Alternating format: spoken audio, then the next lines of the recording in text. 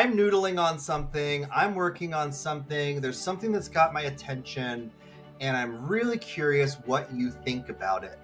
There's a lot of benefit to not springing that on somebody, and there's a lot more value potential by giving a bit of a pre-read to that.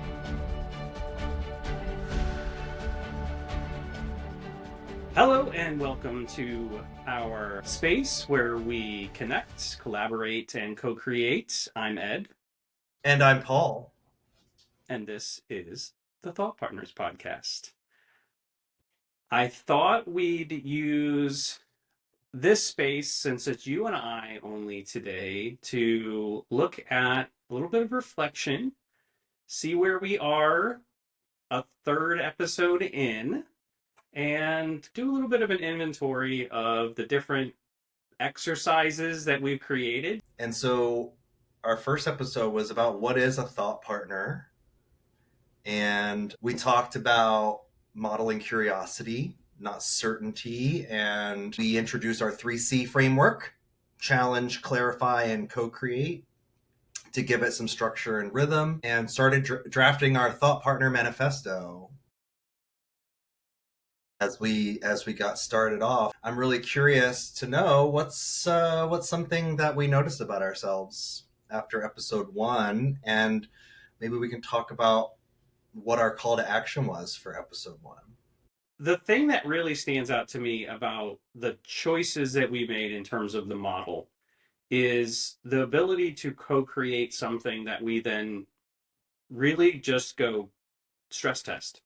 The commitment to saying we're going to make X and we're going to test X, and then we're going to see anyone from this community that's listened, that's engaged.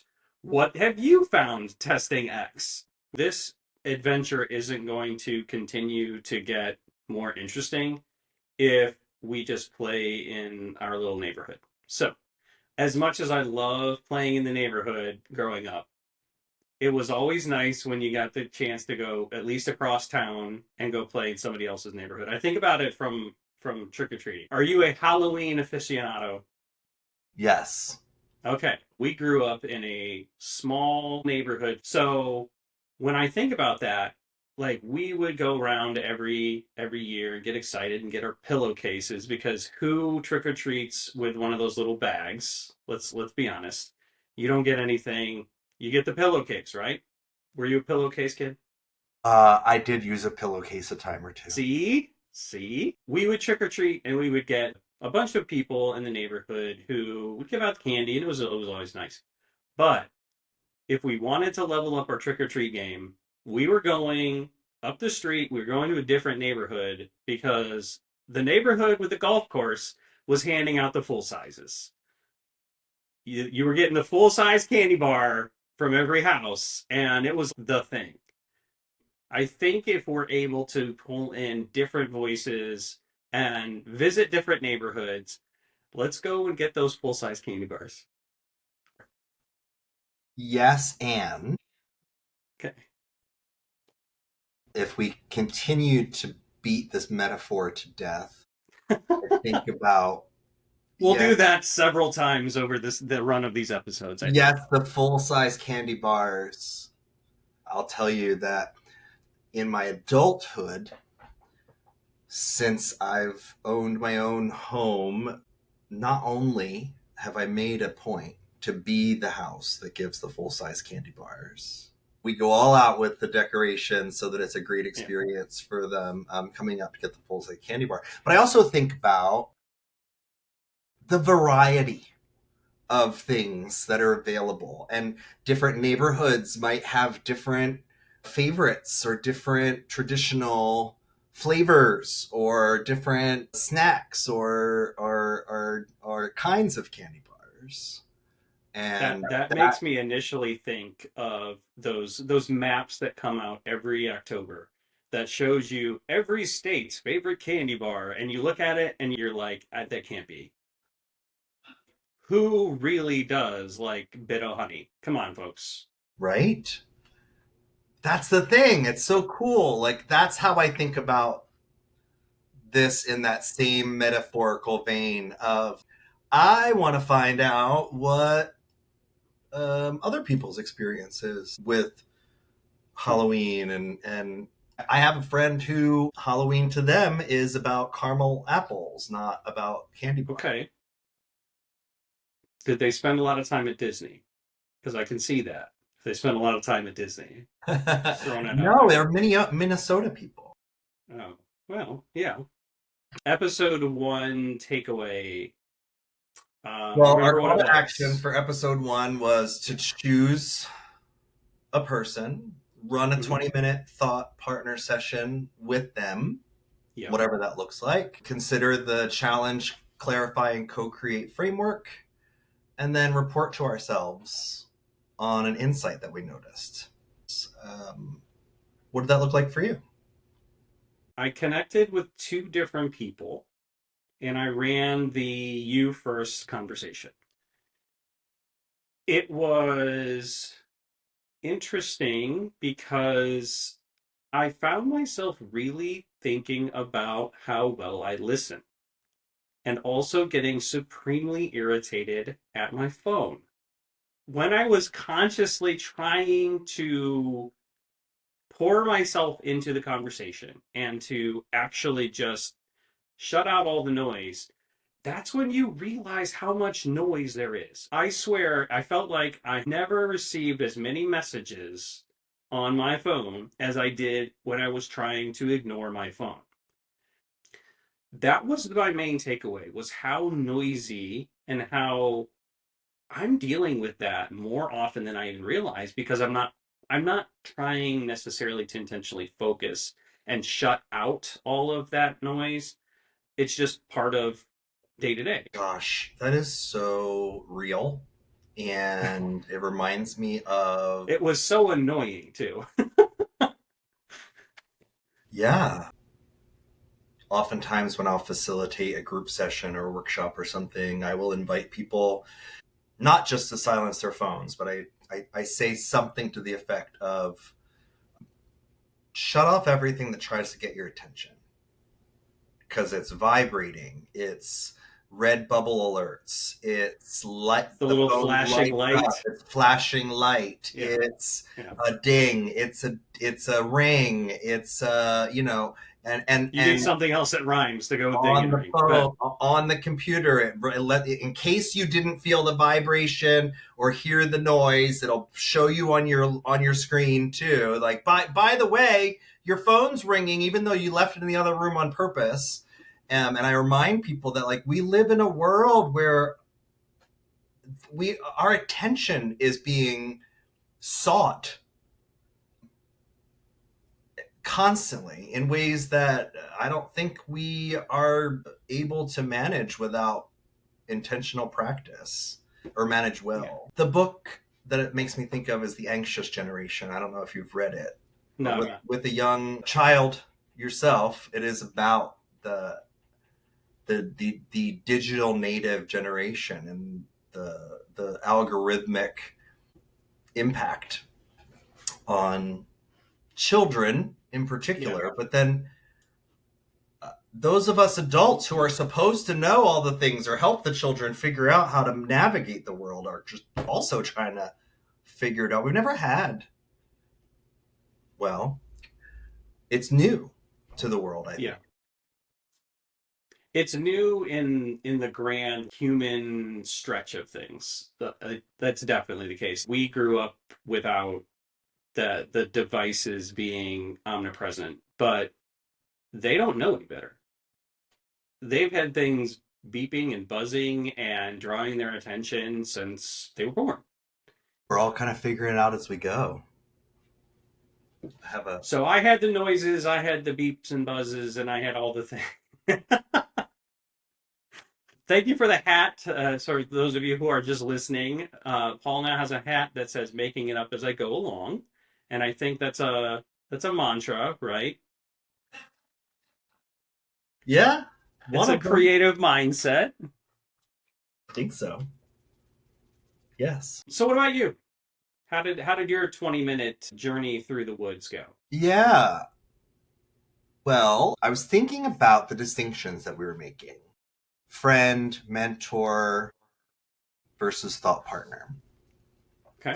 I reached out to a friend, someone who's been a friend, casual friend for a number of years. And we've had a couple of interactions. For example, he happened to be my friend who also was a mortgage broker when I bought my house, and he was my mortgage broker, right? So, like, I have other sorts of You have a relationships. deeper connection other than just passing and always making sure that you say hi to that individual. Yes. And I intentionally said, I would like to meet with you and hear your thoughts on something, right? So I asked him specifically to be a thought partner, and particularly on my intention to franchise a business. And so I reached out to my friend CJ and I brought it to him to Rumble and to hear what his thoughts were about it. I saw that there was a lot of value in the work that he does, and I wanted to tap into that. And what I learned was that because we had that friendship and that sort of built in trust right off the bat, the co create part came very easy to us. Made all kinds of connections in various dimensions on what the possibilities were, what it could serve, what felt like a stretch in that space was the challenge piece. Because we're very friendly. I was like, talk to me. Use your Shake something loose here. something loose here. Like challenge my thinking. And that was the stretch for us. It was less natural to push or probe and not slip into even a consultant role or a pitch kind of a positioning versus having it be not a casual conversation but a purposeful conversation where and he said that he wanted to talk about it more. He's going to noodle on it, and I think that in some ways some folks are processors too, like Oh, sure. especially when you reach out to have thought partnership and you spring something on them, sometimes they need some time to think about it before they come back. I'm a Springer. Yeah, I get it.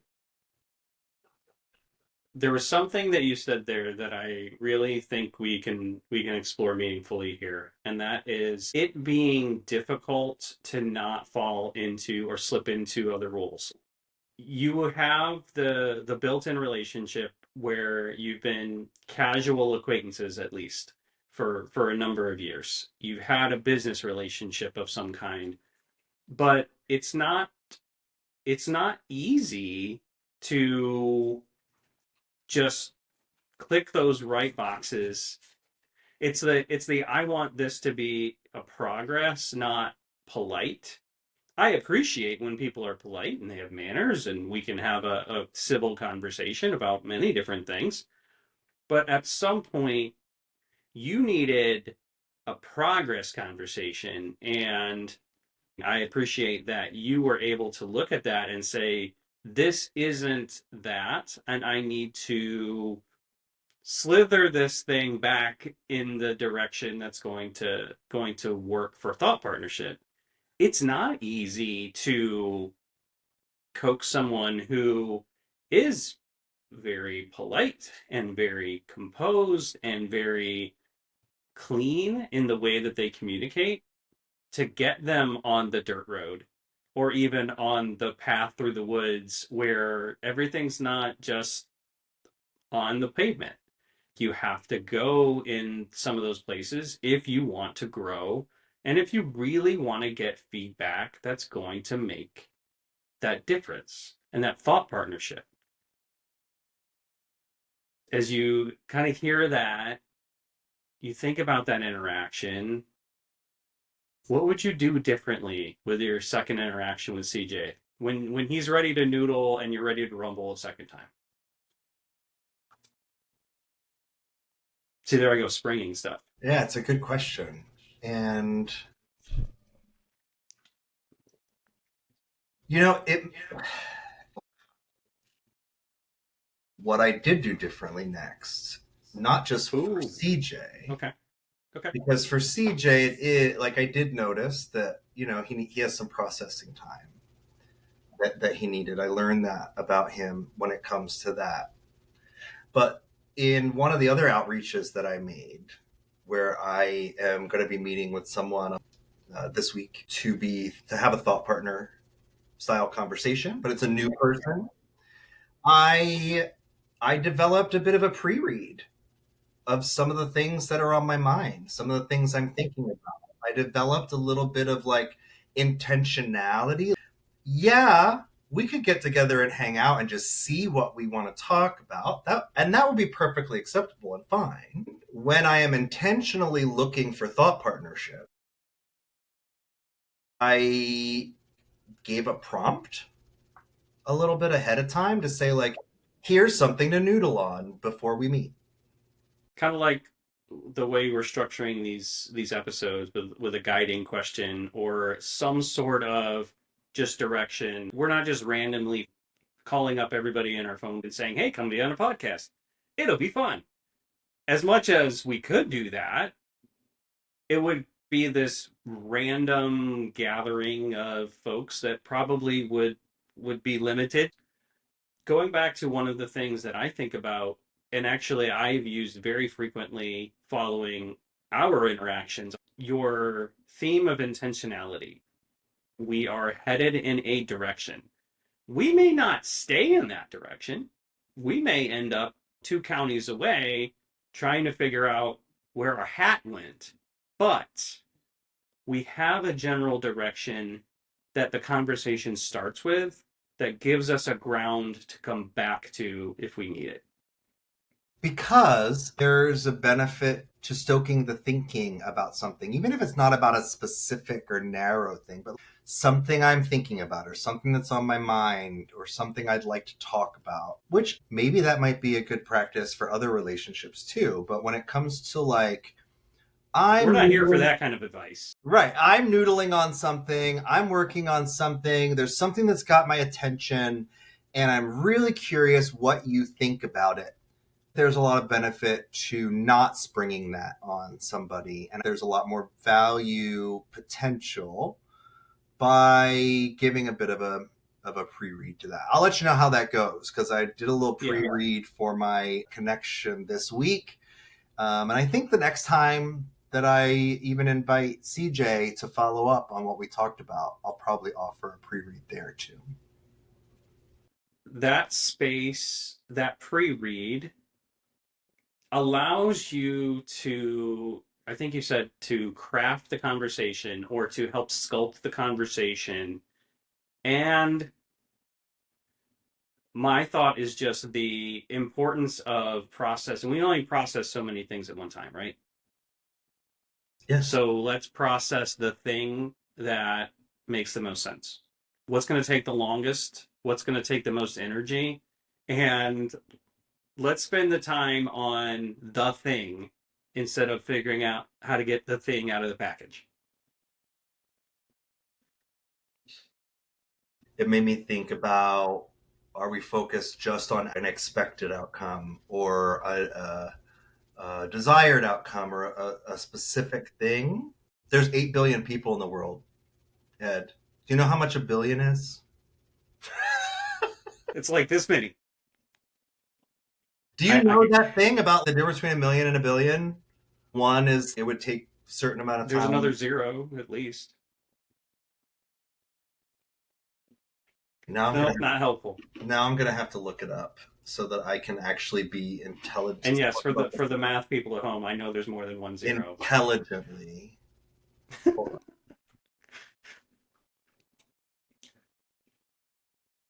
And then So I we're gonna think go. about this, Paul, while you're doing your impromptu research. Yes. And I think about the roles that we play in the podcast in this Rumble arena. And I would definitely assign you, if I had the ability, I would assign you role of official researcher, and I would assign myself official jester. You would assign me the researcher and you the jester? You think Yep. you'd be a jester? I am certainly able and capable of doing research. I did it in grad school. I know. I do it probably every day. I just don't need to. I have a Paul. It's so funny. I found it, by the way. The difference between a million and a billion in terms of time. A million seconds is approximately 12 days. Okay, What's a billion seconds? 100 times that. 31 years. Oh, yeah, that's way more. 12 days to 31 years, right? And so, like, Okay, every time I say out loud, there's 8 billion people in the world, like, we can't even imagine how many different the magnitude. experiences Yeah. and and stories and beliefs and ways of showing up there are. This is a space for thinker types. Come on in. Come on Come on into in. the You arena. don't like thinking. I would imagine if you didn't like thinking, you probably wouldn't show up and try to listen to something called Thought Partners. I'm just going to throw that out there. Episode 2, we talked with Beth Ardner, and the main takeaway was bringing people together in our spheres that didn't know each other. And I mentioned, hey, throw 5 names down on a paper. If you can't draw a line between two of them, those are the people to connect. That's what I tried to do. And it failed miserably because the two people that I tried to connect ghosted me on both ends.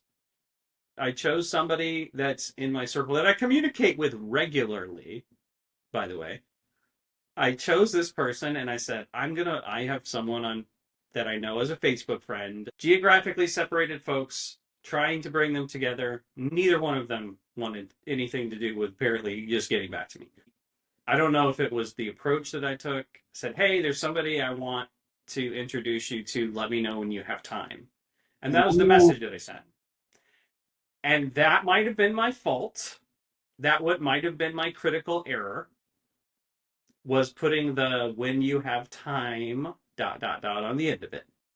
Or it could have been intimidation. I maybe they have echoes of dating app gone wrong or setup. Maybe they read that, but that's interesting. It's coming up for You me learn a again, Ed. lot. The pre-read, right? Like the idea Yeah. of like, oh, I want you to meet someone, and that's it. That's all you have to go Yep. on. Horse seeding, perhaps. I'm not necessarily a good farmer. Well, we learn. We Yeah. yes, we learn as we're going, and yes, we called it converging lines because Yes. we wanted to talk about new to you people and connecting introductions that can have ripple effects. And It uh, did have a ripple effect. tell me more. Just had a negative ripple effect. In fairness, it did not sound like it was not constructed in a way that I would have communicated necessarily directly with them otherwise. So that was probably part of it too. I should have done the hey, what's going on? Hey, how you been? Let's be careful about shoulding all over yourself, Ed. There's no should here. You could have, and there are different tries that we can try differently. And so I toss. You did that to me already. I'll toss it back to you. What would you do differently next time? I could see what I did there. I could approach that general introduction um, in a different way, in a more casual, not forward facing way. I think about it now, and I think about if that happened to me, which it did in a way, in that I was part of another person's chain of introductions. I responded, but I don't know that the other person did on that particular chain. If I didn't know, if I was in a vacuum, just saw that message, I might, especially if I was the like friend of the friend outside the main circle in the ripples, I may not have paid much attention to that because I wouldn't necessarily have associated that message from that person logically, which I might have just went, "Hey, I think you got hacked." So I think about it and I say, "Yeah, that was not teed up the best way I think it could have been." This is coming from the person who, for over a decade, taught professional communications and did not follow the advice that I provided hundreds of students, Which is, which is to think about the recipient. Who is going to read this and what are they going to take from it? I failed going to that say to test. you that when I was listening to you, I was thinking about empathy mapping, which is a method that I sometimes use. So I think it's a good call, Ed. Do a little empathy map. Don't crash and burn. Got it. And framing it up as like crashing and burning is interesting framing. And I think too that your what you would do differently next time, Hmm? your try, and having it harken back to something that you advise, teach, share, right? But this is this is so much about what we're getting up to here, which is about like thinking through these things, noticing these little idiosyncrasies that we have, to acknowledge, accept, and address them. And then sometimes it just doesn't I do happen, know what the research says. right? But it's the practice that makes it Yeah. Yeah. really, really come to life. And so my converging lines, it was a live introduction, but it was with a lot of intentionality. I'm in exploration mode. I'm Mhm. considering franchising a small business and being a business owner. And one of the folks that I have in my corner who would join me in the adventure and is excited about the possibility of doing some of the work that goes along with this. I took them with me to meet people who are doing it so that we could have a real life peek into what that world would be like. And they hit it off so well that they already made plans to like go to a park together in a couple weeks and have dinner outside of work. And so mine did not crash and burn and started with some intentionality around introducing these people together because I felt like they both had a lot to learn from each other. I appreciate what I'm able to observe and then apply when you and I talk about this. Hmm.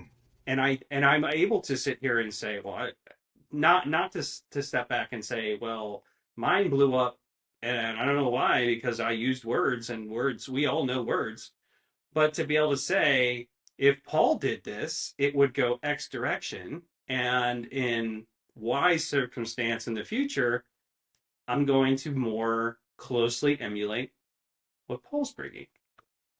And that rounds me out. It does a better job of making my skills evolve. And that comes from connecting, being connected and rumbling with you. What are Ed? I don't think we've. I don't know if we've talked about. We haven't talked about this on the podcast. We may have talked about this Okay. as thought partners over the years. What are? What would you say are some of your fundamental non-negotiable values that show up in just about any area? What are the values that you would sacrifice for? What are some of the values that are most important to you, just in general in life as a person? I connect with being creative and making things and taking things from translation of something that's rattling around in my brain and putting it into the world in a tangible way. And I think about storytelling as one of those key pieces. I went and chose English and MFA creative writing over mechanical engineering. I chose English because it's the space that I want to explore. It's not that I'm bad at math, I just don't like it. I appreciate it, and I appreciate people who teach math because I taught one half of a math class once, and that was enough.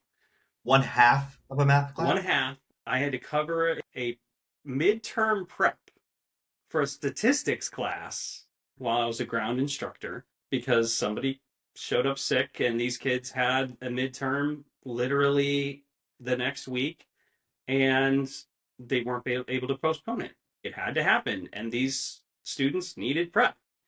I remember statistics. Sure, throw me in there for a half class.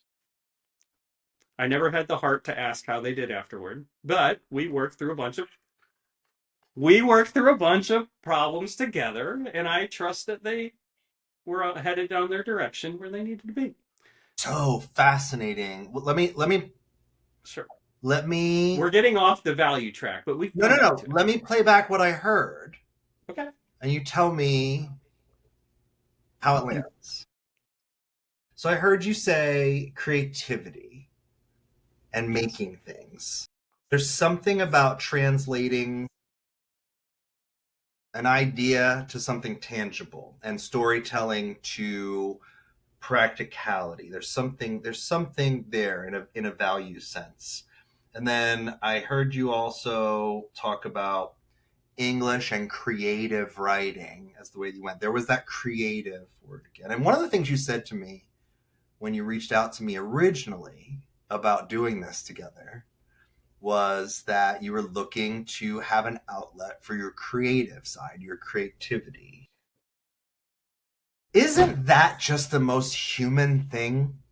Like, when you talk about the human angle, there is so much Okay. humanity in the idea of creativity and taking a story, taking a narrative, taking an idea and translating it into making something tangible. That really resonates. Can you tell me how that lands with you?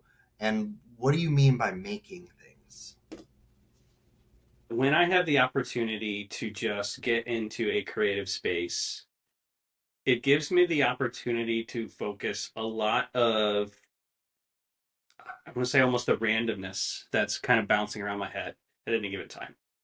And take those things and funnel them into a thing, a story, a project, a some sort of thing that I can pour this energy into and then put out there. It gives me a chance to focus the energy that otherwise I almost feel like would be lost or at times overwhelming, where I'm able to take those different balls that are bouncing around and get them rolling in a direction that is positive and hopefully impacts some corner of the world in a positive way.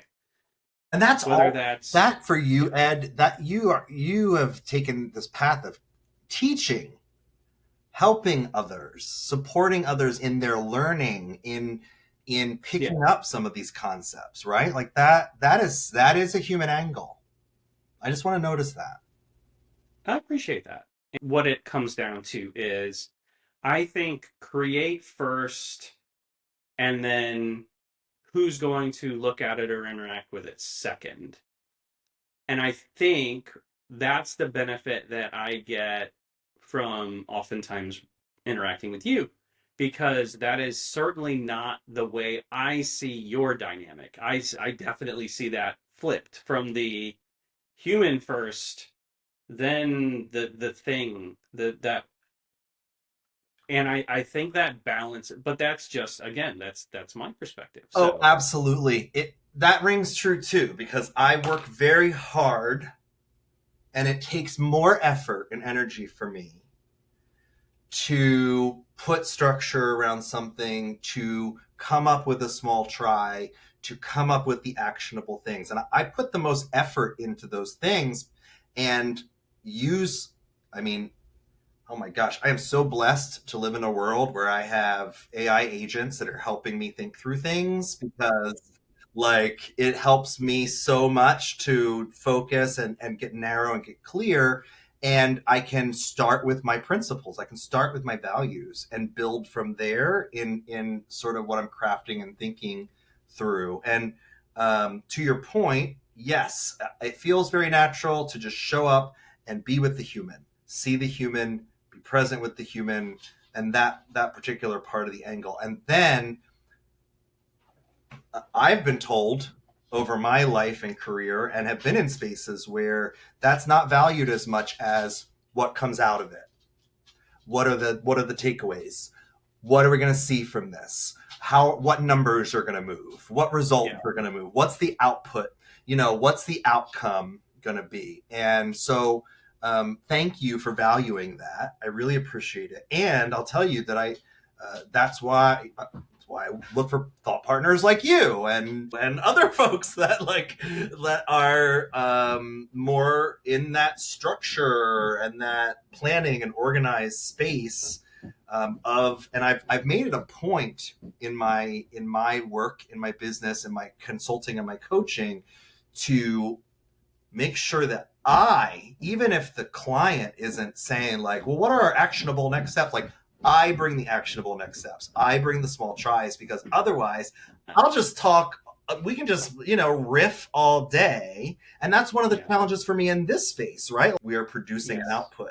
And that's why it works so beautifully. And so I'll tell you, as I do that work, my values stop or start, I don't know how to put it, one way or the other, at curiosity, like full stop. Curiosity is a practice, it's a habit, it's a skill, it is useful to me, it has been life changing and transformational for me to lean into it and to get better at it. And so curiosity is a thing that I will sacrifice for. And the other one is love. Because love for me is an action, and it's one that gets overlooked a lot. And because there's an action piece that a lot of business people and executives, and I'm working on a doctorate in business administration with strategy and innovation. So I'm I understand that I am not your typical business person in that space, coming from a place of love as an action. When I see it applied by folks who are trying to achieve something or have a goal that they're trying to do, and I see that application of curiosity and love, I will die on the hill to say that it helps people get unstuck. It helps them help themselves and therefore help others. And so those are some of my, the methods are many, but the principles are few. And so I'll keep coming back to curiosity and to love. You have built your personal and professional brand around curiosity. I think if you asked 20 people that knew you what they associate most with Paul, curiosity would have to be one of it. If we were playing Family Feud, it would be at least it would be the it would be the number one answer because in I can't think of a conversation that you and I have had where that hasn't been a key piece of it or a training. I've had the privilege of watching you work, actually being in the room and being the one on the end and watching you take things and put them in to relatable terms and bring people who were vastly far apart at least a few steps closer. I've had that ability to watch you work and to do that, which I don't I would say that's something that if if I were in the position where I needed that for my business, you would be the person that I call because you can bridge those gaps in a way that I just kind of sit back and all, and I appreciate. Looking ahead and who we want to talk to, because I think that Okay. we just teed it up, and I think it's a Yeah. good segue. That's how that word should be said. It is a segue, but every time I read Oh it, no. Yeah, yeah. every time I read it, Let's go with a bridge. That's a good bridge. here's the thing. I have taken to subtitles. I love subtitles. It helps me so much. My brain needs them to stay engaged with the thing. It is like the greatest thing that's happened to my movie and TV watching is like having subtitles. But every time somebody says that's a great segue and I see SEGUE, every time I'm like, that is how you say that word. Anyway, I think that this is a good segue. Deep thoughts with Paul Tondra. Just a little peek into my brain, um, into who are we interested in being thought partners with? Who do we want more of that kind of thinking? One of the first things coming up for me are AI voices, people who are in AI. Yeah. Now, I am interested in AI from a human centric AI perspective myself. It is a very not technical and not sort of what people assume I mean when I say that I work in AI. I'm not going to Yeah. get into prompting or coding or any of the technical aspects. It is very centered around human centric AI ethics, the way that AI is being used. It's a new tool, it's the new calculator, whatever in the Yeah. human condition that we're trying to learn how to harness and to amplify versus replace. So I would like to talk to some AI voices and some creatives. To your point, you're looking for more creativity. I'm interested in community builders and am interested in voices and perspectives from some areas that I know anything about. And those are some of the things I'm thinking about. What are some of the things that you're thinking about? I would love to explore the generative AI space, not only from a human perspective, but from, I think it would be fascinating to dig into what are some of the things that people are doing with maybe AI that are enabling them. And I would actually put myself in this category. Like generative AI is enabling me to be in one of the most creative periods of my life because of generative AI, because I'm able to bounce off of the AI clients an idea. I want to get into how we're using it personally. And I think that's an episode coming up, I'm sure. I think so. But I would love to explore not only that, but also leaders. Like, how are leaders leading in the AI space? Well, that sounds Either awesome because leading that's what I'm looking. AI generated teams or leading with AI as a team member almost. Well, So that's a space. I just saw an article today that was from my Pulse that says thinking of AI as a hire. This article frames AI evaluation like recruitment, reliability, error reduction, and creativity as criteria for digital delegation. Okay. And so, yes, I'm very interested in that space too, as thought partners. I want to explore some of the Maxwell background. It fascinates me to learn about your journey in leadership from a human centric perspective rather than the numbers, nuts, and bolts. There are so many things I think I can learn from interacting with you and with other leaders about leading when the human is first and the leading is what you do to enable better humans. And I've heard you say a version of that before, and I'd love to explore that with you. Yeah, I'd love to too. And it's literally what I'm working on in my doctoral program. is how AI is just the latest disruption in the way we work together and in the workplace. And how do we Not return to work mandate number 3. how That's not do it. we harness it for greater thriving and well-being? Or how are people doing that? So I'm jazzed about that. I would love to get into more of that. Who are some other folks that you might want to bring on? Let's find some people who are building something. Physical, virtual, building, and what can we learn? Like, I see myself as someone who builds or helps other people build themselves, and basically someone who adds a cognitive addition. How can I learn from someone who is building in the physical space, or building in a sense of the word? What can we take from that realm and apply into other realms? That's one of the things I'm really, really digging into in one of my other projects right now. I'm taking a skill set from one area and trying to apply it to a whole different area and explore that.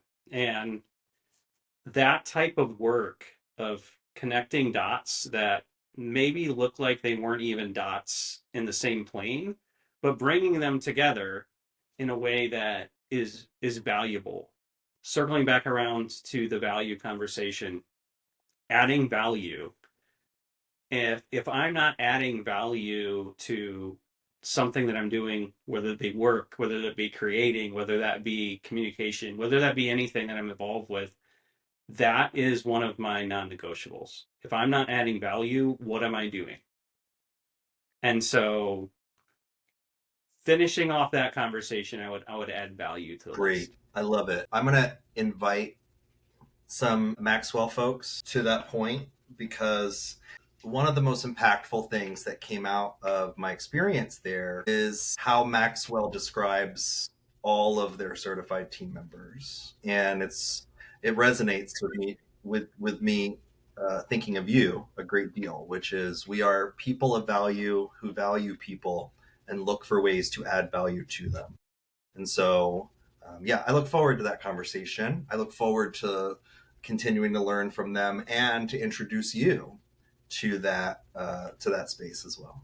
Got to converge those lines. Yes, good stuff. Thought partnership isn't about being polished. It's about No. being present. So, I think a, a quick co-creation that we had today is really thinking about values and non-negotiables. What is it that you connect with over the next week? Take a few minutes just to think about what those things are.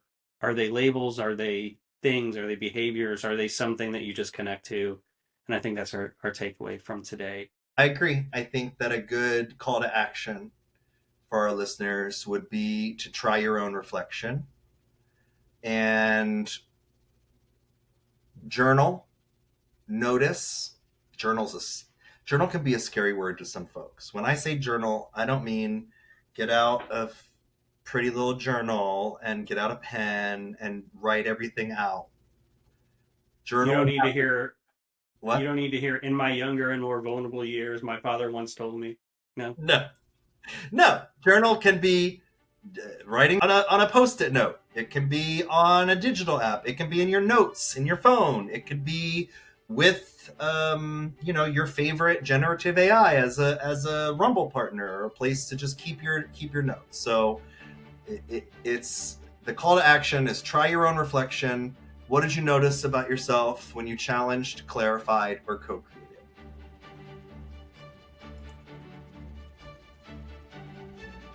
I think it's time for you to take care of yourselves. Yes, please do. Take care of yourself and each other.